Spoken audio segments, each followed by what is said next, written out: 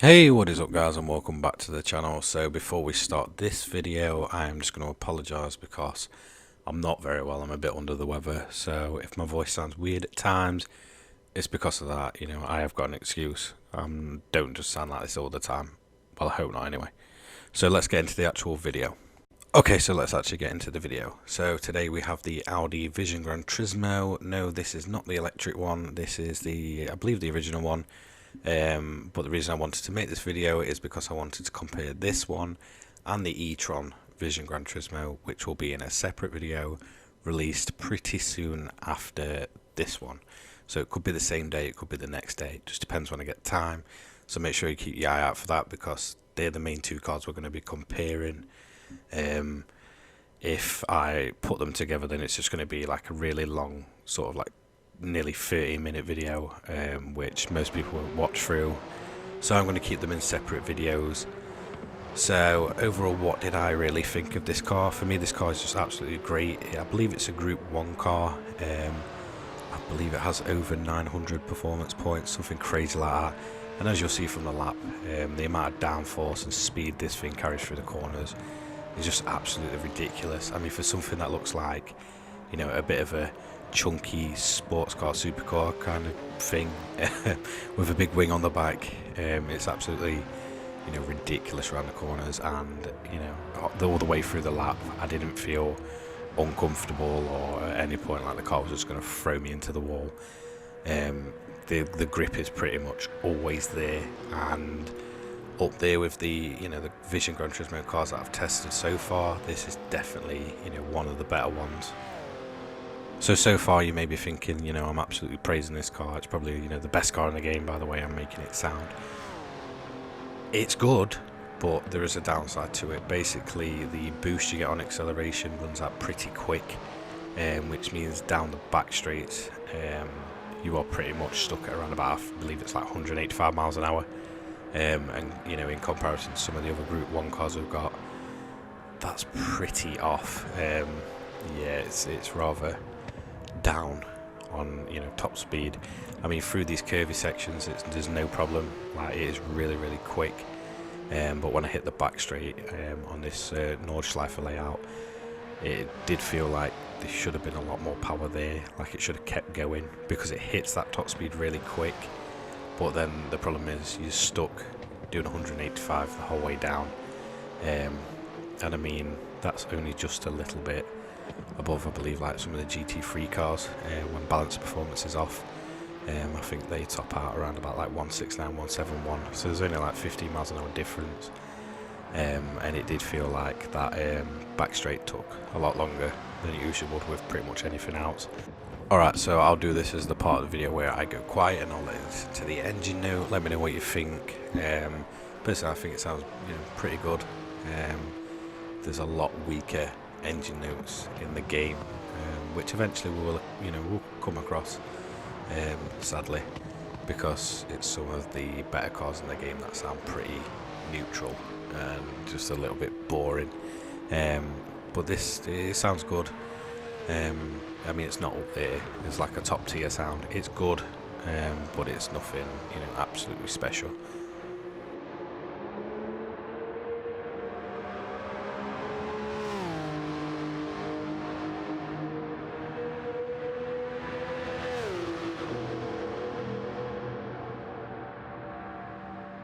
So like I mentioned at the start, the main reason I wanted to do this comparison is because it has pretty much a twin brother.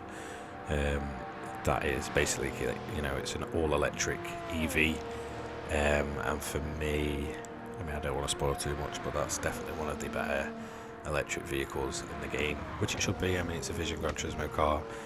They can pretty much go wild. They're not proper road cars. I believe the majority of them get like a one-off model, and then most of the time they never have an engine in anyway. They're basically fantasy cars, so go wild with them. But in game, the electric, the EV version of this car is actually really good, and you will find out sort of later on as to why I think that in another video. So if I've already released it, if it's on the should be a video on the Vision Gran Turismo Championship if I've already released it, you'll probably know already that I used that car for it. If not, then, you know, spoiler alert, I'm going to be using the EV version of this car because it pretty much sits on the perfect performance points for the championship without any, you know, having to, you know, take the performance down or up it. So yeah, I did use that, and that is definitely one of the, you know, the sweeter cars in the game for me. It's really easy to drive, and the same goes for this one. You know, the standard version, it's really cool to drive. Looks wise, I think it looks great.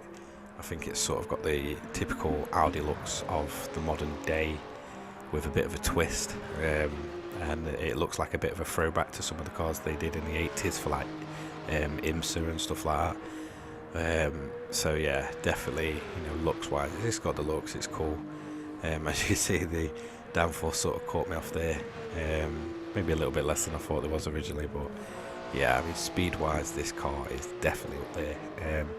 If you want a car for sort of tricky sections, then for me sometimes it feels better than some of like the LMP1 cars we have in the game. It does feel like there's a bit of a difference eventually, but I mean the downforce is there for a car that looks like it, you know, could belong in a GT3 class really, of the future. The downforce is definitely there, and that's the highlight. As you can see here, this is where we're hitting the back straight, and this is where sort of the car feels like it, you know, could just have that little bit more. Even from just looking at the footage, it looks pretty slow in comparison to some of the other vehicles we've had, like the Vulcan, the GT40 Mark IV. So as we come to the end of the lap, what's my opinion? Should you buy this car for the 1 million credits it is? In my opinion, yes. It's just a cool car. It's not maybe the most practical for, you know, grinding credits with and such, but if you want a cool car that you can use and just have fun with and feel like you're going to put some insane laps in, then this is definitely up there as one of the more enjoyable cars to drive in the game. I know it may seem like I say that a lot, but there's quite a few cars I hate. Personally, I'm trying to avoid them at the minute, but there is a few more down the line. If you might remember, I didn't like the Group 4 Suzuki, the Swift Sport one originally. I got absolutely rinsed for my opinion on that. Everybody just flocked to defend it. I still think it's pretty poor for a Group 4 car, but I did sort of have a bit of a different opinion on it when I tried it again with this format that we do here. It was, you know, much better. It surprised me with how it performed. But yeah, there was a few cars coming down the line that I just really don't like, and I'll probably just get a lot of flack and hate for having an opinion on certain cars, because it seems like a lot of people are like die hard about certain cars in this game, and some of them are maybe the ones that I, you know, don't really like. So as you can see here, it did the whole lap in 6:05. There's your individual sectors if that's what you're interested in. I did get asked to, you know, sort of put them up on screen, so at the end of each buyer's guide I will put them up. But yeah, 6:05, and if you recall, it was still, I believe, the Vulcan which was top, or it might have just been beat by the Skyline. I can't quite remember.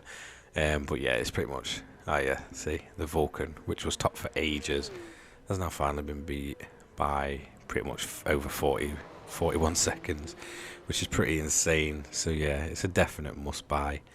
As a, you know, and again, guys, seriously, I'm sorry, I'm a bit under the weather at the minute, so my voice might sound a bit strange. But anyway, I hope you enjoyed it. Don't forget to leave a like, comment and subscribe, and I'll see you all in the next one. Cheers, guys.